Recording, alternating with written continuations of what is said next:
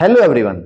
आज हम डिस्कस करेंगे क्या आप अपनी आईटीआर को ड्यू डेट से पहले जो आपको फाइल करनी थी वो ड्यू डेट मिस कर चुके हैं। तो अब क्या किया जाए। तो सबसे पहले जानते हैं कि what is the due date of filing ITR.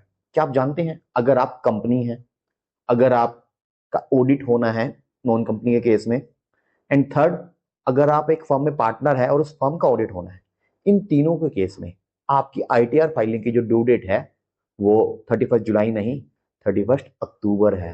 तो अगर आप इन तीनों में से किसी एक में भी बिलोंग करते हैं तो आपकी आईटीआर फाइल होएगी 31 अक्टूबर को। तो आप लेट नहीं है, आपके पास अभी भी टाइम है। सेकेंड, अगर आप इन तीनों केस में नहीं है तो इस केस में आपकी आईटीआर फाइल की जो ओरिजिनल ड्यू डेट थी वो 31 जुलाई थी, पर असेसमेंट ईयर 25-26 मतलब जो फाइनेंशियल ईयर 24-25 की रिटर्न फाइल होनी है उसकी जो ड्यू डेट एक्सटेंड हुई थी वो 15 सितंबर 2025 थी। तो अगर आपकी वो ड्यू डेट मिस हो चुकी है तो उसके क्या क्या कॉन्सिक्वेंसेज होंगे, चलिए डिस्कस करते हैं।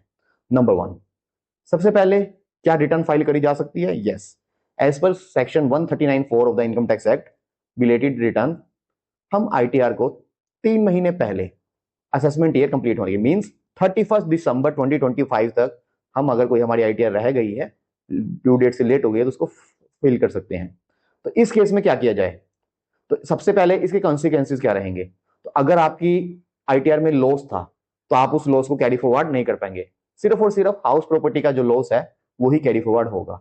सेकंड, अब ड्यू डेट से पहले तो हमें आईटीआर फाइलिंग की कोई फीस नहीं लगती थी, लेकिन ड्यू डेट के बाद हमें एक्स्ट्रा फीस पे करनी पड़ेगी, पेनल्टी पे करनी पड़ेगी लेट फाइलिंग ऑफ आईटीआर के लिए। जो पेनल्टी है वो रहेगी, अगर हमारी इनकम 5 लाख से ज्यादा है तो पेनल्टी रहेगी 5,000, और अगर हमारी इनकम 5 लाख से कम है तो पेनल्टी रहेगी 1,000।